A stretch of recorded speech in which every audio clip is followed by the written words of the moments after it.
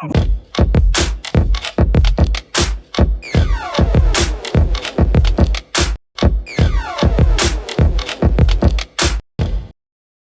what's up, everybody? Welcome back to another episode of the Liquid Lunch Project. I am Matthew R. Meehan alongside my partner, the Professor Luigi Rosabianca. What's on tap today, Lou?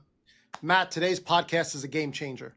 We are tired of these poor small business owners wearing multiple hats. And they're wearing multiple hats because they feel that they need to fulfill multiple roles in their businesses.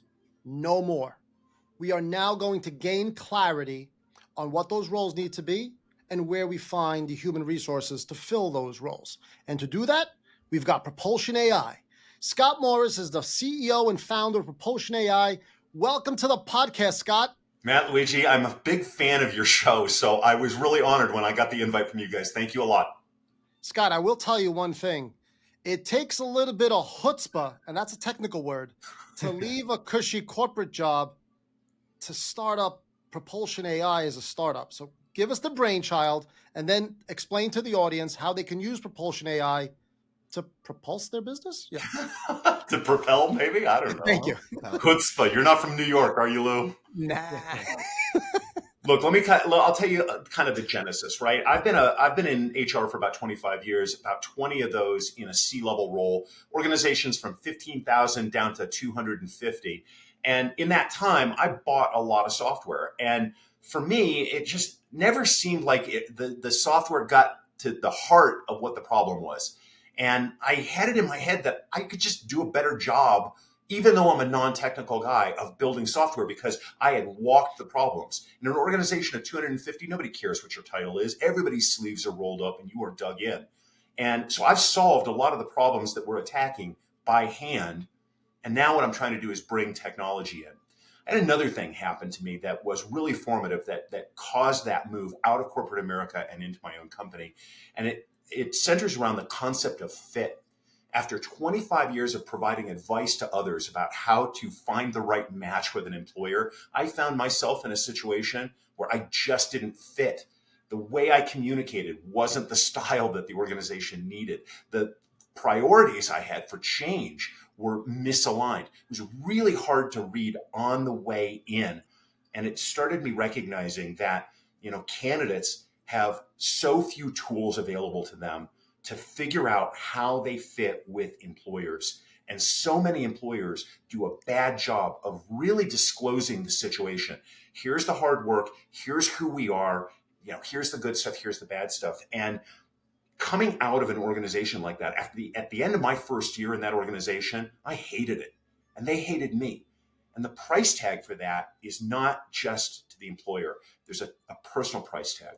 So I guess I had some kind of psychotic break and I said, you know what? I'm going to go found a company and we're going to go focus on these problems. And that's where Propulsion AI came from, this concept of employee fit and how to match make better. Well, Scott, I'm borrowing your word of clarity because it's plastered all over your website. And I think you do that on purpose. How do you assist small business owners in finding that clarity? Because the mistake that's often made is trying to fit a square into a round hole. Yeah. Now, we know what the role is, but how do we find the ideal candidate for that role? Let me tell you how the world kind of operates today, or at least in most companies, how it operates. You get the ability to hire. Now, maybe this is a role you're redesigning that's coming onto your team. Maybe you're hiring from the outside, but you now have authority to put a new role on your team. So you go to the HR team and you say, hey, I need to fill this role, get something out on the web really quickly. And they say to you, well, what does the role do? And you say, well, it does this and that and the other. You rattle off a bunch of tasks. And they say, well, we need a little bit more. And you say, well, go find me somebody like Bob. And they say, somebody like Bob isn't a job description, right?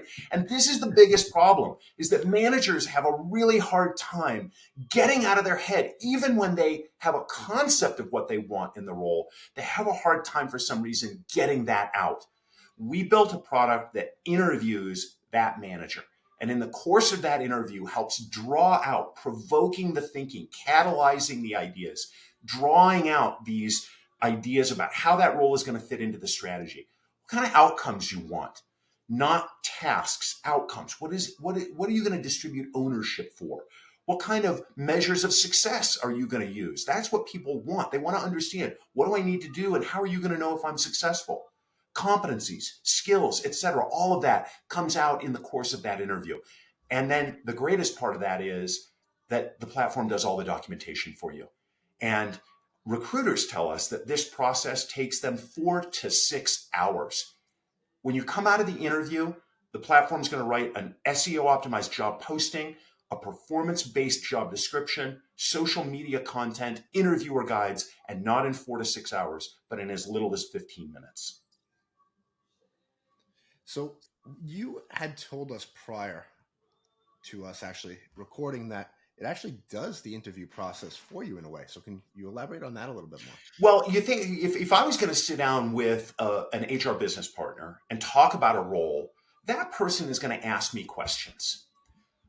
It's going to start with, what's wrong in the business right now? There's a mindset shift that has to happen here, and I think that whether you use our platform or don't use our platform, there's an important mindset shift that I think every manager should go through, and that is that salary is an investment. We have to stop thinking about roles as a way to offload tasks from ourselves. We have to look at our business and start to say, what do I need to be different here? What is going to thrill me? What kind of results, tangible results, do I need to see produced in my business that are going to launch my company farther forward? That's what a really competent HR business partner is going to start. What do you need to be different? They're going to help you translate those differences into a set of outcomes. Towers Watson did a study and showed that fully engaged employees tend to produce 16% more than we pay them. Fully disengaged employees tend to produce only 60% of what we pay them, which means we're losing 0.4 FTE, full-time equivalent, for every fully disengaged employee that we have. And here's the worst news of all, before I go to good news. Gallup says that only about 30% of the world's work population is engaged. That's a horrible statistic, right? That means we've got a lot of leakage going out the door. There are a lot of people in our organizations that we're paying that are not producing at their highest level of productivity. And I think one of the reasons for that is we're asking them to do tasks. We're not saying, I want you to be accountable for an outcome that is important to my business. When that kind of ownership is distributed, it radically changes the situation. That's the first thing an HR business partner would do. It's the first thing our platform does. And then leads you through, okay, if those are the outcomes, how are we going to measure success around those? What are the KPIs? Then turn those KPIs into OKRs. What movement in those numbers do I need to see? Then competencies, skills, the soft stuff. How does this person need to show up? More strategy focused, more execution focused, et cetera, right? That entire discussion delivers the real value, because whether you have a job description or not, what's really important is that it's in your head, because you're going to talk differently to candidates. You're going to look for different things. Your sourcing is going to be faster. Your screening is going to be faster. Your interview process is going to be faster. And ultimately, you're going to be more targeted with what you want and what you get. Now, how do you find a lid for that proverbial pot, right? Because it seems like now we have a very defined pot. Say more. When you say a lid. So an employer needs to fill a role, right? How do we find, or how does the market find the ideal candidate as the lid for that pot? Because it seems like we've now defined how the employer needs to define that role, but now we have to find the candidates to fulfill that role. I think you've got your thumb almost on it, Lou, and that is, the definition means everything. Think about it. If I'm looking for something, and I don't know where I'm going with this example, right? I'm looking for something. Where is it? I don't know. But if I'm looking for, a mouse, I can go find it, right? Being specific matters. And so what the platform's going to produce is a very specific job post, but it's going to include some things in it that let candidates self-select. So for example, those OKRs that I was talking about, let's say net revenue is my KPI. Well, where do I need to move? If I'm a chief operating officer, where do I need to move net revenue? It needs to go from X to Y. Well, we build that into the job post. And the section is, here's the hard work you're going to have to do. You need to move this from here to here. You need to constrain this under this level. You need to do this. And what that, as a candidate, when I read that, I'm going to have two reactions. oh, well, we're probably going to need a lot more resources for that. Or the opposite, which is, you know what? I've done that before.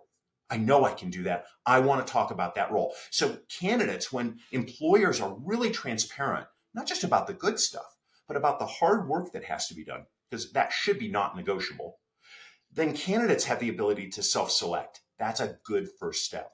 The second thing is that when interviewers sit down, if you have a very specific spec, do you need to see 100 candidates? No. You need to see three. Yeah. You need to see whoever fits the spec. The problem where managers say, oh, I need to see more candidates, is where they don't know what they're looking for. We help them get really specific about what they're looking for, and then it becomes really obvious. You either match that spec or you don't. The worst kind of interviews are ones where candidates get compared to each other. Candidates should get compared to an objective standard, and that becomes really easy to see. You either match it or you don't. And if you don't match it, we move quickly on, right? We don't interview those people, or we stop at the screening. I'm going to ask you to spin off a dating website. I mean, this seems this seems ideal. I mean, what? So let me ask you this, and I don't mean to be cheeky, but what doesn't work about your model? Because it seems like I think your career and your life experiences have led you to this ideal platform. What have you found doesn't work just yet? Like, well, you're still a startup. What are you working through? Yeah, here's our biggest competition. It's HR leaders who say, yeah, but that's my job. Recruiters who say, yeah, that's my job. And here's the example I give them. I mean, first of all, the best way that we overcome objections is we let people try the platform. We don't ask for a credit card up front. I am totally a believer that if we've built good enough product, it sells itself. So you can go to our website and you can That's the get right a approach, free my man. trial. Say it again, Lou. That's the right approach, my man. Yeah, well, you know what? I've been on the other side of that. I don't want to give my credit card up front. I don't want to create a bunch of accounts. I don't want you to market to me. I just want to try the thing and see if it works the way it's supposed to work. We create the ability for that to happen. That's our biggest way of overcoming the objection. But to the folks who say, that's my job and I'm holding on to that because that's how I deliver value, let me give two historical examples. Go back to 1967, and Texas Instruments introduced the calculator. And at the time, there was this uproar, kind of like we see around AI today, that like the calculator was going to replace bookkeepers and people wouldn't be able to do mental math. And none of that was true. Advance to 1983, and Lotus comes out with 123, which is like the spreadsheet sort of precursor to what most of us use today as Microsoft Excel. And the thought at the time was like all of the finance people were going to be out of a job. But what really happened was the finance people who embraced that started to deliver value differently. They let go of delivering value through calculation, and they started to drift toward delivering value through strategy and analysis.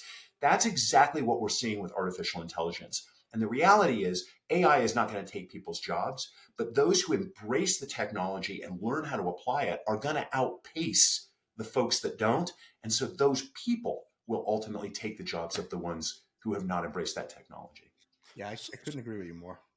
So, Matt, let's try to offer some guidance to that human resources fella that is pushing back on Propulsion AI, right? So maybe instead of dedicating a big chunk of their day in creating job descriptions, well, maybe they're creating a more comfortable work environment, or maybe they're tracking KPIs, or maybe they're following up to make certain that employee or team member has all the tools they need to succeed, rather than these mundane administrative tasks that you can lean on Propulsion to Listen, do. 100%. There's one thing AI will not replace is the human connection that you have with people, right? So if they're spending less time writing job descriptions, posting them on job boards and doing that, they have more time to actually really build relationships with their people, right? That's 100% And right. understand them. You know, Matt, there is no shortage for good HR people. There's no shortage of stuff to do, because organizations, like I've had teams as large as 90 HR professionals reporting through my organization,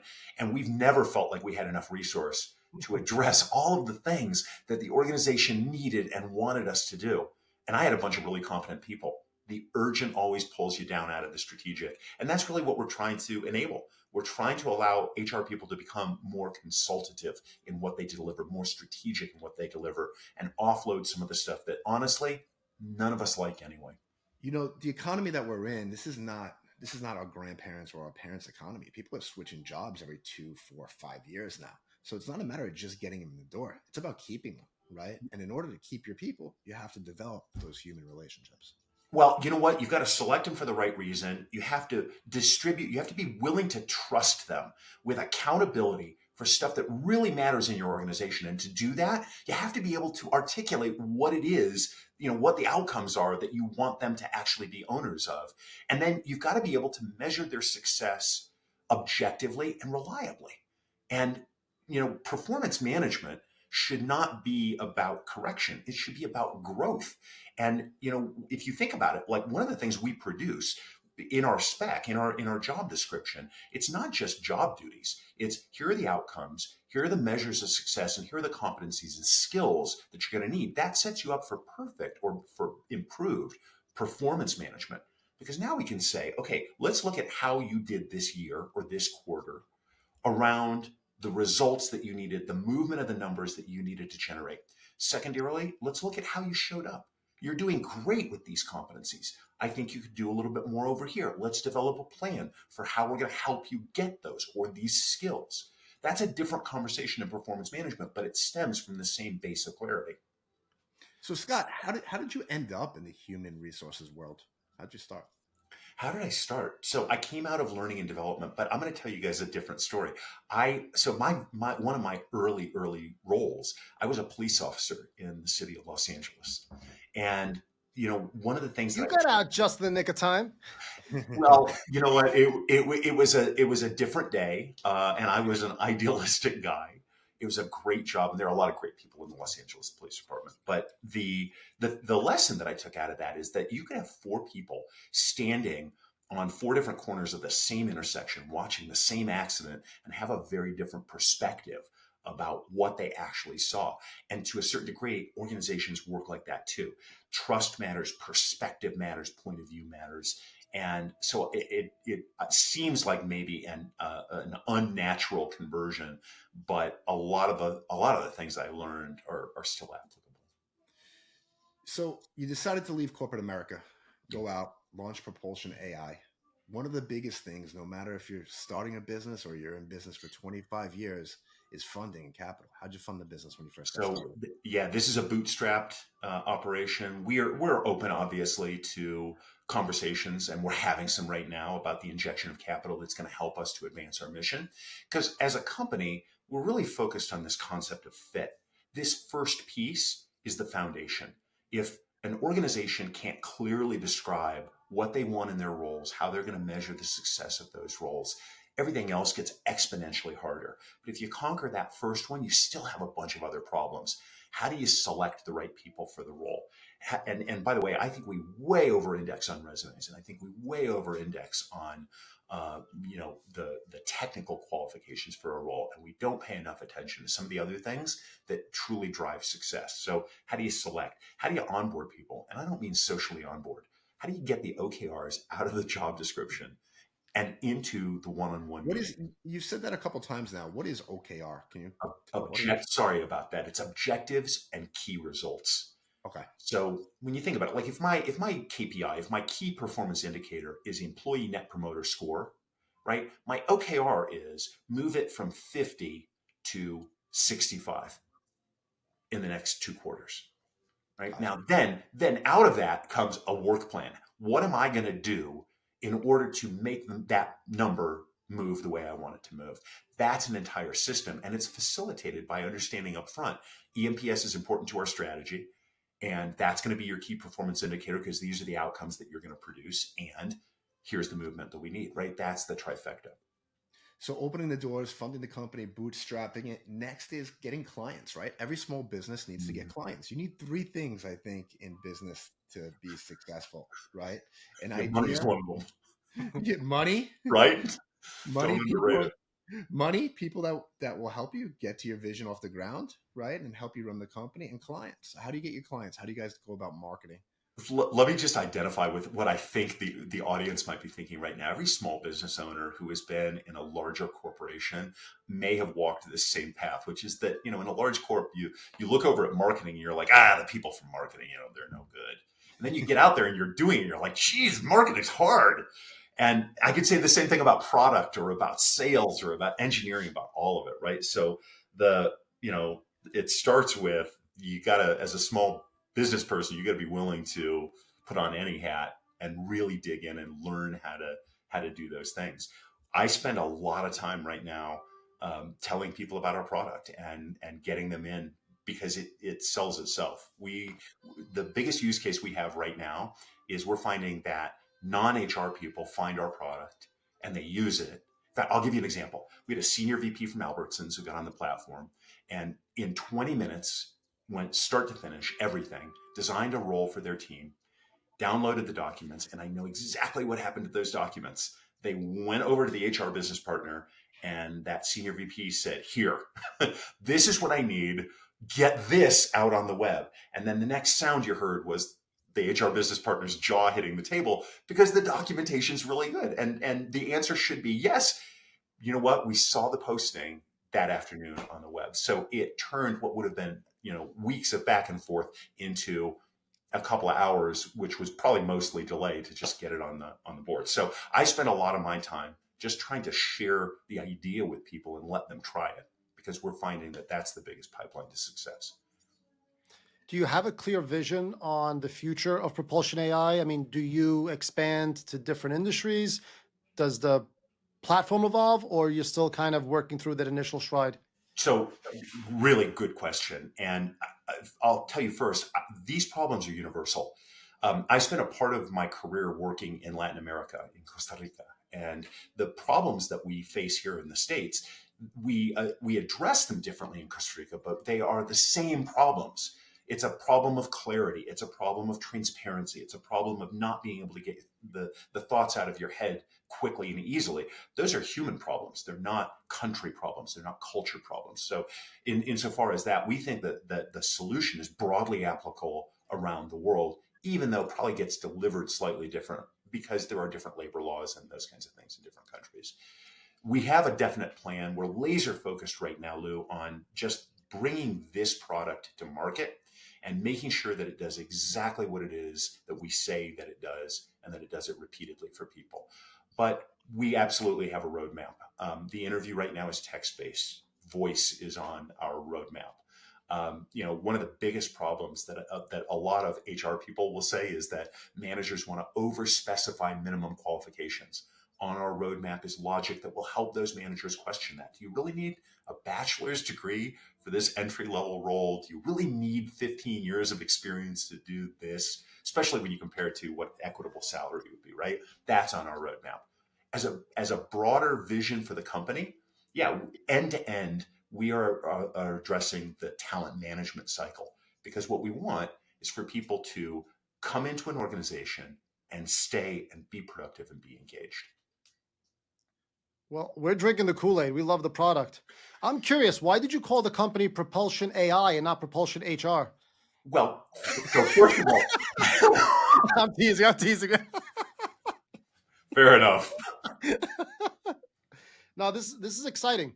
So you left the corporate world. You're on a startup. You're on a path now. So I guess the question here is, how do you balance your personal life?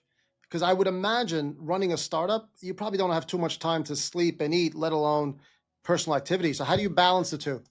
We're starting to see so much research right now on well-being and its impact on your work. I think one, you have to be deliberate about it. There's no shortage of stuff to do because the team is small. There's nobody to delegate, or not a lot of people certainly to delegate to. But I get up 4:30 every morning and I go run 10K. And Awesome. that's an important part of what I do. I go back to the gym at night. It kind of closes out my day. And more importantly, it clears the way for me to be creative. If you're physically healthy, then you are, it's an easier path to being mentally healthy. And one of the things as a founder that you have to be is you've got to be clear because you are context switching the entire day. And founder, you can be, the leader of a small business and you're going to face the same the same obstacles. Everybody in the audience knows that, right? The number of people that you have to delegate things to is small, and the number of things you have to accomplish is big. So staying mentally clear is a big part of it. So Awesome. what is your OKR for 25? Is it a number of users? Do we have a minimum number of users we want to get to? Yeah, we're looking for 25 enterprise accounts in Q1. Okay, nice. I love it. We'll help you. I love it. How can small business owners find you and Propulsion AI so they could implement the platform with their business? So www.getpropulsion.ai. Getpropulsion.ai. That's the website. Once you're there, there's a try it free button on the website. Click try it free, put in a username and a password, and you are in. And like I said, I don't believe in credit cards up front. I think the product, if it's good enough, will sell itself. You can contact us. We are, good product anymore is not sufficient. It has to be wrapped in good service. And we pride ourselves on that. So if you have a need, reach out. There's a contact us button there too. You can get in contact and we'll help. I'm happy to jump on demos with people. You can connect with me on LinkedIn. And happy to guide you through the process. Awesome. We'll make sure to set up all those links in the show notes for you as well, also with your LinkedIn, so people can reach out and connect with you. We want to be respectful of your time. So before we let you run, I got one last question for you. What's something that you took from being on the police force and were able to implement in starting a new business? What's the most important lesson? So, sadly, I think most of the people, as a police officer, there's a lot of power in put your hands behind your back. You are taking away somebody's freedom. And a lot of the people that police officers deal with, they are bigger and stronger and could do a lot of harm to you. And the one thing that guides you through is belief. And I think that's a lesson for every small business owner, because at the end of the day, there are so many obstacles that are going to stand in your way, so many things that are going to knock you down. And the one thing you have going is how much you believe in what you're doing. I believe squarely in our mission.